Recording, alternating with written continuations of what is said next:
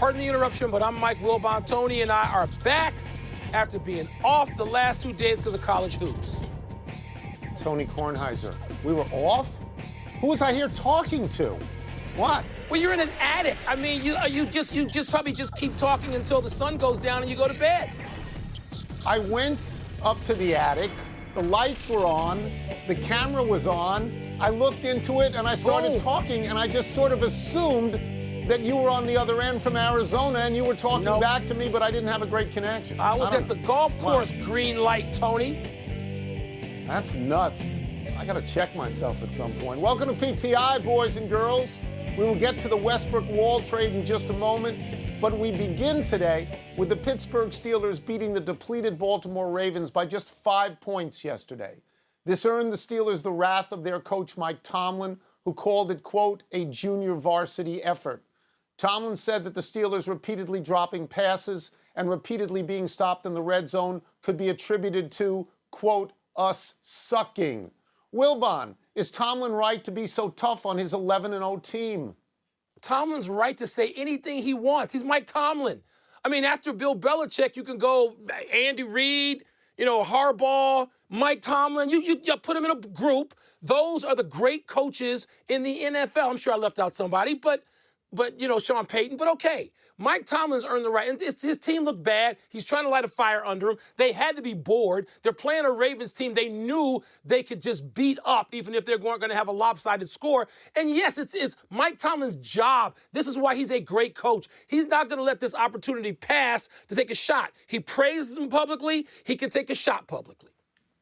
Yeah, this is motivation 101 for head coaches who are veterans. They find, when their team is going well, they find a game that isn't so great and they hammer the team in the hopes that the team gets better the next time because they're looking at 16-0 if they can. Look, my position is they won the game. They got a W. They beat a blood rival, depleted or not, a blood rival. They ran the clock out at the end and they killed the clock. They did everything right. And Mike Tomlin is the guy who says, and let's get this quote right, we don't get paid to play football. We get paid to win games. They won the game. It's a great line. They won the game. Yeah, but to win the next game, Tony, come on. You and I have known 50 years worth of coaches each. That's right. We've known coaches, and we know what they do privately because we're in their office and we're not supposed to write about it publicly or talk about it publicly. We know what they're doing. They're setting up the next opponent and the next opponent, even while saying take it one day at a time, that they get paid to win. And Mike Tomlin has won a lot of games. He knows exactly what he's doing. This isn't the guy around the corner in the desert out here who seems to be a little lost and trying to figure out, oh, yeah, Tom Brady, I remember him. This is not that. Mike Tomlin is on top of this. I think this is the absolute right course to take. I don't know what guy in the desert you're talking about. If you're talking about Arians, they're not in the desert anymore. Arians went to Tampa Bay. He's lost. He's in Tampa, but he's still in the desert. His mind is out here. Look, there was one very dicey moment last night. Ben Roethlisberger, about on his own 20, very late in the game, threw a pass among 3 Ravens defenders. Yeah. Now, James Washington got it, but that could have been a pick six that lost the game. The Steelers are very good. They're not a juggernaut. There's a great statistic here. There have been 18 teams that have started 11-0. And 14 of those teams have a greater point differential than the Steelers. The Steelers have been very good, but most people still say, can they beat Kansas City? Can they beat Kansas City? Hall of Famer, our friend, the great John Riggins, would hear something like that and call it, as you know, mumbo jumbo. That's all that is, Tony. The Steelers are undefeated, okay? And let's, I'd love for them to get a shot at Kansas City just to see that game in the AFC Championship. Who wouldn't want to see that? Yep. Let's move to the blockbuster trade, which you mentioned already in the NBA. The Rockets sent Russell Westbrook to the Washington Wizards for John Wall and a protected first-round pick. Last season, Westbrook averaged 27, 8, and 7 alongside James Harden, while Wall hasn't played in 2 years. Tone, let's put aside how thrilled you are about the trade. What does it tell you about both teams? Well, I don't know what Houston is doing. I mean, I don't really understand this. If I am the Wizards, make sure I have this deal done because Russell Westbrook is a considerably better player than John Wall and far more durable. He's going to inherit Bradley Beal, who's a very good shooter and not the selfish player that James Harden is. Now, maybe Houston feels that by getting John Wall, that is good for James Harden, because John Wall will pass the ball. He does pass the ball, sometimes backwards because he's in front of everybody because he dribbles so fast, and sometimes late in the clock. But to me, Washington gets the better of this. To you? Yeah. I agree with you. And I know you've been looking forward to this. You've been talking about this for a week since the rumors started. And Tony, let me say this. Russell Westbrook, for whatever he might have lost at 32 years old in terms of motor, all right, Westbrook keeps getting better to me as a player in a lot of respects because, one, he knows he doesn't shoot the three well anymore, so he's almost stopped shooting it. He's down to 25%, but his number of threes attempted way down, right? He can still pass the ball. He can still break down your defense, and here's what he can do. He, with that blast furnace energy, can show young players, and the Wizards have a lot of them, aside from Beal, a lot of young players, how you need to play, how you need to be a professional, how you need to treat this. No one's ever accused Russell Westbrook of taking a moment off. And so that will help them. I don't know what Houston's doing either. I mean, I tell you what, Tony, to me, this means they have to trade James Harden. And that trade proposal with Brooklyn, or some form of the one we hear most often with Brooklyn, it sounds reasonable. It gives Houston a chance with John Wall. But right now, I don't see Houston being much of anything, Tony. And I think the Wizards can be a borderline team. Yeah. Everyone says John Wall is healthy and ready to go, and I wish that to him. You know that I have never thought that he was a great player. Well, he's a great player, but I always thought in Washington he cared too much about having a sneaker deal, and he cared too much what other people thought about him, and he wanted to be in primetime games. And when he got in a Game 7 against Boston, he missed his last 11 shots. So I think that Russell Westbrook, I don't know how good Washington is, but what they do have is they got two guys who can shoot. They got Beal and Bertans. And so if Westbrook wants to deliver the ball and playing off of them. But let me just say this about John Wall now. Hold on.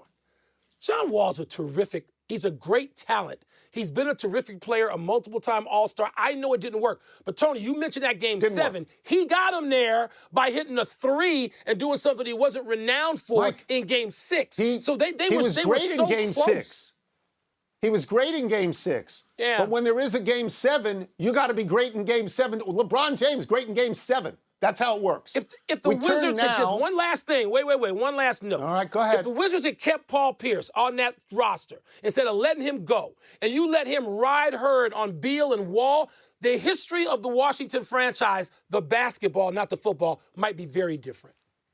If they had kept Paul Pierce, he'd now be 46 years old and wouldn't I'm talking be playing. about 5 years We turn now to one of your favorites, the Up in Smoke podcast, a staple of this show.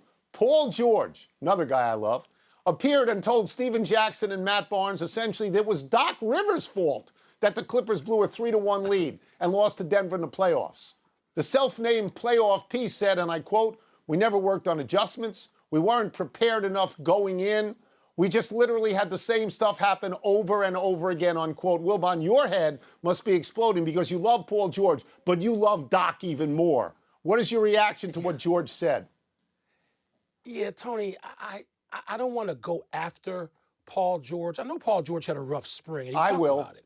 And I know you will. He talked about the difficulty of just playing and living in that bubble, and something that sounded a lot like some form of depression. I don't want to go after Paul George in that way. But I'm now going to do that.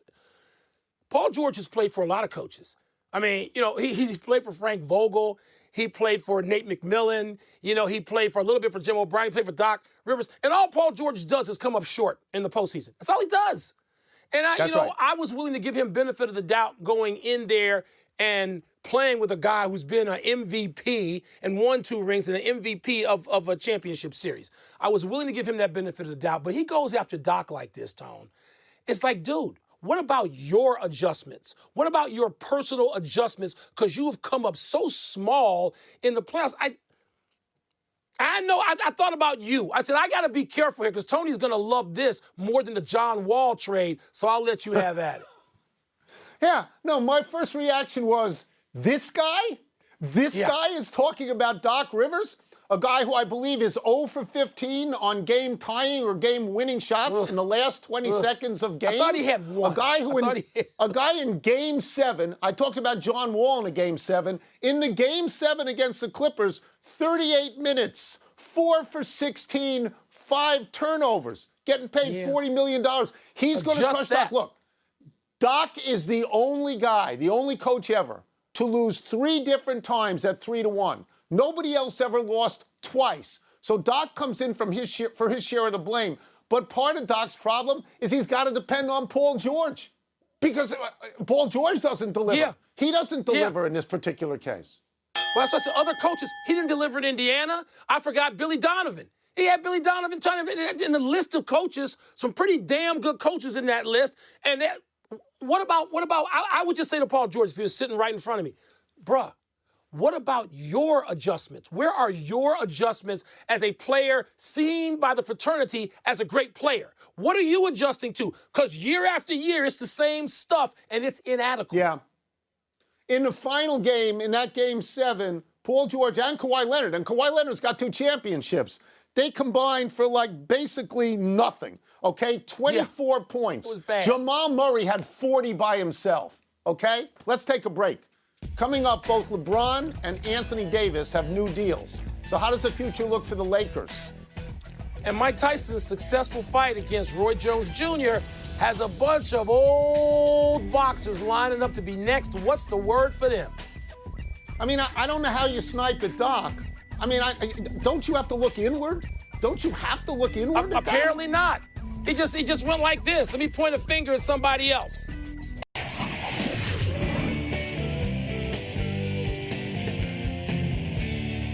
Time to have some words with Wilbon. Word up. What's first?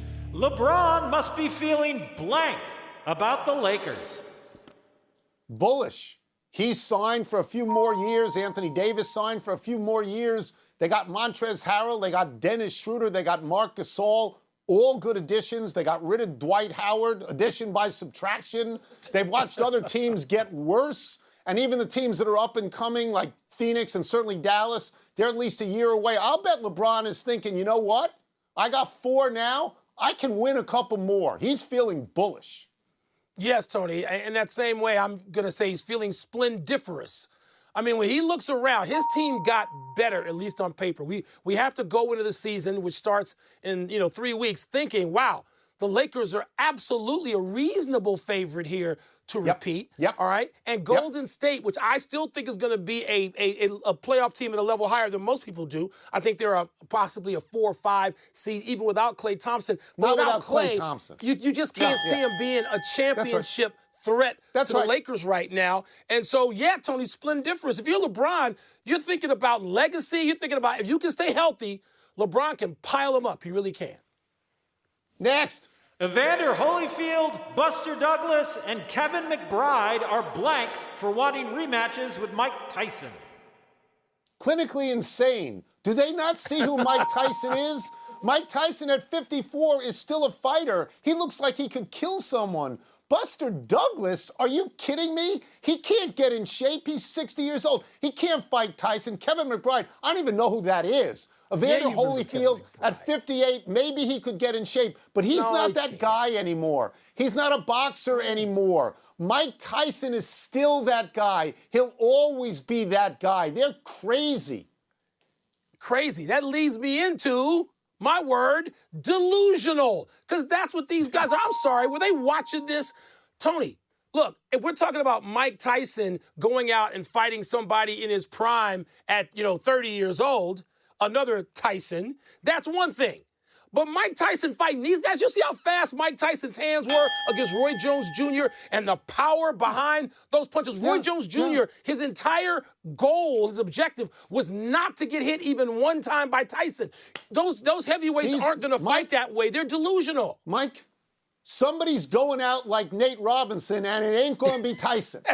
It's not going to be Tyson. No, it's not. It just isn't. That's it. Let's take one last break. Still to come, a tough day for Wilbon as his Cubs say see you to his neighbor, Schwarbs. Hate to see Schwarbs somewhere else, Tony. And is it significant that Texas beat North Carolina at the buzzer? Tyson Fury, you don't want to see Mike Tyson at this age, at 54, against Tyson Fury. You don't want to see that. But Yeah, these but other guys, these other yeah. dudes better stay out of the ring with Mike Tyson. They're going out. They're going out. You should have right. played soft toss with Schwartz. You could have kept them on the roster. You should have. Happy time, people. Happy 37th birthday yesterday, Aaron Rodgers. 37. Sneaky old. Okay, we all accept that Tom Brady has set records that are unlikely to be broken, like 9 Super Bowl appearances and 6 Super Bowl wins. And we all accept that if anyone could do that, that person would be Patrick Mahomes, who is young enough to have that kind of run. But I trust that we all also accept that the one quarterback playing today who has the guile and the gun and the history to be in the same sentence with Brady and Mahomes is Aaron Rodgers. Considering the team he works with, Rodgers may be the one quarterback of the 3 you would take today to play one game for your life. Nobody would seriously maintain that the Packers have the offensive talent of the Chiefs or the Bucs. This year, Rodgers has 33 touchdown passes and 4 interceptions. This year may be Rodgers' 3rd MVP season. And he's doing it playing for a coach and a general manager who openly disrespected him by picking a quarterback in the 1st round. Tony, I've hated all Packers all my life except really 2. Nitschke, who I was just physically afraid of, but a Southsider like I am, the great Ray Nitschke. And Aaron Rodgers, who despite being a Packer is one of my, 3 or 4 favorite quarterbacks of all time. He plays with such substance and such style. And if you get to know him away from the football field at all, and I've been fortunate to do that, he's just a terrific dude. And I love him, and I feel guilty that I like him, but happy birthday, Aaron. And in order to give Aaron Rodgers just a little more run, happy anniversary, Richard Rodgers Jr. On this day 5 years ago, while playing for Green Bay, Richard Rodgers came down with this 61-yard Hail Mary from Aaron Rodgers to give the Packers a 27-23 win over Detroit. This play was labeled the Miracle in Motown by happy Packers fans. Richard Rodgers Jr. made another spectacular Hail Mary grab this past Monday night. Now playing for Philadelphia, Rodgers made a one-handed catch of a batted ball to give the Eagles a desperation touchdown, though they still lost to Seattle 23-17. To go deeper into the Richard Rodgers rabbit hole, Richard Rodgers' father, Richard Rodgers Sr., he was on the field for the California Golden Bears in the famous "The Band is on the Field" play against Stanford 38 years ago. Rodgers Sr. made 2 of the 5 laterals that resulted in Cal beating Stanford at the buzzer. Tony, you can't take your eyes off that. I'm just going to ask you a personal preference here. Your favorite game-ending college football play of all time, one of which you were on the field for, Doug Flutie, yeah, that's it. Or that's Stanford it. Cal. Are you sure? No.